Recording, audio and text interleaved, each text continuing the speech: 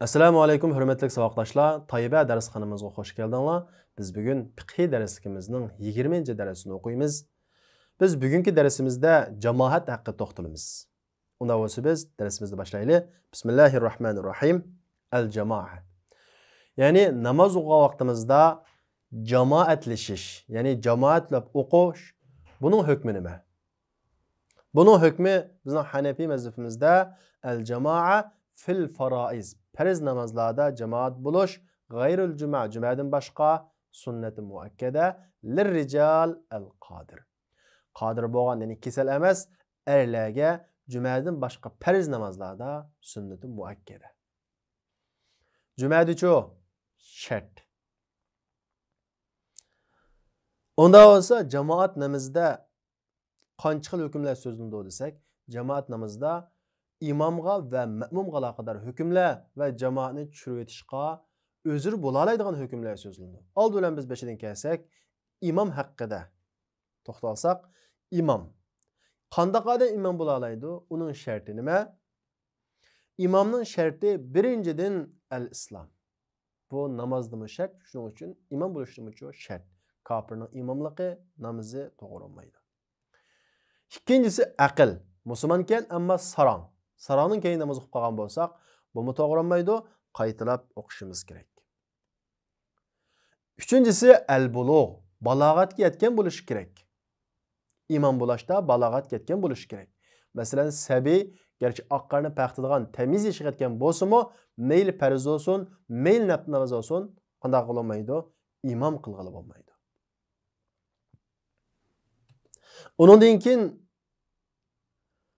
kavnuhu g'ayru ma'mum. Ma'mum bo'lmaslik kerak. Ya'ni u imom iqtido qilgan bo'lmaslik kerak. Masalan, bir odam masjidga kirdi, imom oxirgi rakatda ekan, iqtido qildi, imom salom bergandan keyin o'rnidan turib, chala qolgan namozni to'liqladi. Keyindan bir odam kelib, uning mo'risiga birini mushlab qo'yib, ya'ni men sizga iqtido qilaman degan ishorat berib qo'yib, keyindan turib iqtido qilsa, bu bo'lmaydi. Bizning Hanifiy mazhabda bo'lmaydi. Ammo Shofiy mazhabda bo'ladi. Shuning uchun Misrdagilar shunday qiladi. Ya'ni bir odam iqtido qilib o'zi chala qolgan namoz o'qiyotgan bo'lsa-mu, kelib bilan mo'risiga birini mushlaydi. Bu hamma odam tushunadi buni. Ya'ni men iqtido qildi ekan deb. U odam shunday oldiga chiqadi, keyiniga birsa bo'lib, iqtido qilgan odamni imom qiladi. Bu bizning Hanifiy mazhabda to'g'ri emas. Chunki imomning ma'mum bo'lmaslik sharti bor. Beshinchisi qiroatni va arkonlarni o'lchamlik qila olish. Ihson deganimiz puxta o'lchamlik, ya'ni voyaga yetkazib qila olish. Bu imomning sharti. Undan keyin kishi bo'lish. Iza kana al-muqtadi bihi rajulan. Agar iqtido qildiganlar nima bo'lsa, erlar bo'lsa, cho'qim imom kishi bo'lish kerak. Ya'ni erlarga ayollar imom bo'lsa bo'lmaydi. Ado topmaydi. Ammo ayollarga ayol kishi imom bo'lsa bo'ladi. Onundan keyin o'zurlardan xoli bo'lish kerak. Masalan, doim qusuq yonadigan yoki doim suyuq tamchilaydigan bunday o'zurlardan xoli bo'lish kerak. Ondan keyin imom fazilat uchun jamoat namozini qayta o'qigan odam bo'lmasi kerak. Masalan, men farzni ado qilib bo'ldim. Ammo yana kelib bir jamoat shakllanib namoz o'qishni boshladi. Qori bormi debdi? Yo'q. Men qari, unda bo'lsa men oldiga chiqib qana qilaman, imom bo'laman. Bu vaqtda bo'lmaydi. Chunki men farz ado qilib bo'ldim, ikkinchi qatam o'qidim, men savobni ko'zlab o'qidim, ya'ni nafliga hisob bo'ladi. Bu vaqtda mening imom bo'lishim to'g'ri emas. Ya'ni imom alla yakunal imamu mu'idan salatahu li fadilatil jamoa. Jamoaning fazilati uchun namozni qayta o'qigan bo'lmaslik kerak.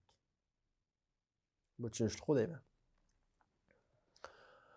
Onundan keyin imomga kim ilgari qilinadi? Ya'ni eng imom bo'lishga kim loyiq degan vaqtimizda birinchisi al-a'lamu bis-sunnah. Rasulullohning hadisini eng obdan bilgan odam. Chunki namozning hukmlarini eng yaxshi biladi. Rasulullohning hadisini bilgan odam. Ikkinchisi aqra'uhum, eng qorisi. Eng qorisi deganda bo'lgan maqsad nima bo'lsa, Qur'onni eng go'zal shaklda tajvid bilan o'qiy oladigan demakchi. Onundan keyin al-arwa, taqvosi, eng taqvosi. Biz taqvolikni qanday bilamiz? Farzni tashlamaydi, sunnat, mustahablarga amal qiladigan odam taqvo bo'ladi. Onundan keyin al-asan, yosh cho'ngi. Onundan keyin al-ahsanu xulqan, axloq jihati yaxshisi. Onundan keyin aktharuhum tahajjudan, tahajjudni ko'p o'qiydigan odam. Onundan keyin al-ashrafu nasaban, nasab jihatda yuqurroqi. Onundan keyin al-anzafu sawban, kiyimi pokizroqi. Onundan keyin podshoh yoki amir. Onundan keyin uyning egisi. Gerçi ijara gap o'ltagan bo'lsin. Bu mushu bo'yicha ilgari qilinadi imomatchilikka. Onundan keyin ma'mumga aloqador hukmlar, ya'ni iqtido qilgan odamga aloqador hukmlar qanday qildi desanglar, ya'ni imomning narida turdi desa, agar yolg'iz bo'lsa, al-munfarid yolg'iz bo'lib qolsa, imomning o'ng tarafida turadi. Agar bir er kishi yoki bir ayol kishi bo'lib qolsa-chi, qamar rajul an yaminil imom. Er kishi imomning o'ng tarafida turadi, ayol kishi keynida turadi. Agar ikki odam yoki undan ko'p odam yoki bir odam yoki bir sabiy bo'lib qolsa-chi, imomning keyni saf tuzib turadi. 3 xil holatda bo'ladi. Undan keyin iqtido qilishning to'g'ri bo'lishining sharti birinchidan niyatul mu'tam.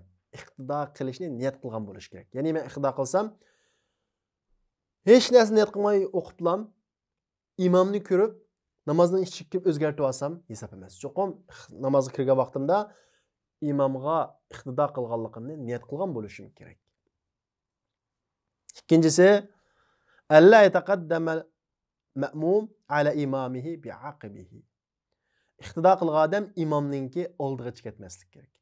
Qanchalik darajada bi'aqibihi, putning topini imomning putning uchidan eshib ketmaslik kerak. Agar putning topini imomninki putning uchidan eshib ketgan bo'lsa, namoz qanday qiladi? Buziladi. To'g'ri bo'lmaydi iqtido qilgani. Üçüncüsü ittihad salatayil imam vel mu'mum. İmamning va iqtido qilgan odamning namozi bir bo'lishi kerak. Masalan, imom asr o'qib o'tibdi. Men texi peshim o'qimagan. Peshim namozni men niyat qilib asrga iqtido qilsam bo'ladi, bo'lmaydi. Bizning Hanafi mazhabda bo'lmaydi. Shundaqla imom tarovih o'qib o'tibdi. Men kirib xutbamni niyat qilib o'qisam bo'ladi, bo'lmaydi. İmam bilan ma'mumning namozi bir bo'lishi kerak. Va makanal imam vel muqtadi. İmam bilan iqtido qilgan odamning o'rni bir bo'lishi kerak. O'rni bir bo'lishi kerak. Qandaq farqimiz o'rning bir o'g'inni bir ru'ya, ya'ni imomni ko'rgan yoki sima imomningki takbirlarini anglay oladigan, walau bi muballigh. Laba bilan anglasimi hisob yoki bir odam ig'izda dapirib imomning degan takbirlarini yetkazib turadigan bir muballigh bilan anglasimi hisob. Onundan keyin ma'mum, ya'ni iqtido qilgan odam imomga ergishish kerak. Ergishish 3 xil bo'ladi. Birinchisi muqarinan, teng holatda. Ya'ni imom Allohu akbar deb rukuga borsa, imom bilan teng rukuga boradigan. Ikkinchisi taqiban, imomning keynidan qilish. Ya'ni imom Allohu akbar deb rukuga borsa, imom Allohu akbar deb bo'lgandan keyin qada qilgan rukuga boradigan. Uchinchisi tarahiyan, imomdan sal kechikib. 3 xil holatda iqtido qilishning sharti. Bunda holatda mutabiya qilish, ya'ni ergishish farz namozda farz, sunnat namozda sunnat. Unda bo'lsa, hamda jamoatni tushirib o'tadigan omillar bormi? Jamoat soqit bo'lgan ahvollar bormi desa, bor. Al-uzru, uzri bor. Birinchisi jamoatni tushirib o'tadi. Qaysi uzrlar degan vaqtimizda, birinchisi mudofiatul akhbathayn. Cho'ng va kichik ikki tahorat qistab qolgan vaqtda. Allohu akbar deb imom namoz o'qidi, cho'ng kichik tahoratim qistab qoldi. Ammo tahoratim bor. Bu vaqt siz jamoatni qo'ldan bermayman deb tartingizni qistab o'qigandan o'qimasangizmi, ya'ni tahorat sundirib, tartingizni almashtirib, uni degan o'qisangizmi bo'ladi. Sizning bu vaqtda jamoat saqit bo'ladi. Ikkinchisi xavfud darar, ziyon yetib qilishdan qo'rqish. Mayli o'zi ziyon yetib qilish, badaniga bo'lsin, kiyimiga bo'lsin, meliga bo'lsin, yuz obro'yiga bo'lsin, bir ziyon yetishdan qo'rqqan odam bo'lsa, ya'ni masjidga chiqmasimi bo'ladi. Va zulma va tun qorong'u, ya'ni qo'rqadigan darajada tun qorong'u bo'lib qolsa, bu bir o'zra. Undan keyin yomg'ir, ya'ni ig'ir darajada yomg'ir yoqqan bo'lsa, val bardu shadid va qattiq sovuq bo'lgan bo'lsa, bu vaqtda masjidga, jamoat namoziga chiqmasimi o'zra beriladi.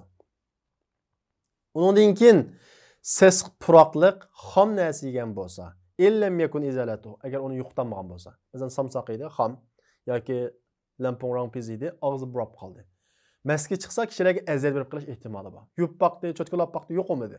Bundaq odamdimi masga chiqish saqit qilinadi. Undan keyin huduru taam. Tamoqning hozirlab qilishi. Tamoq oldinmi keldi, Allohu akbar deb azan chiqdi. Men tamoqni yeyman.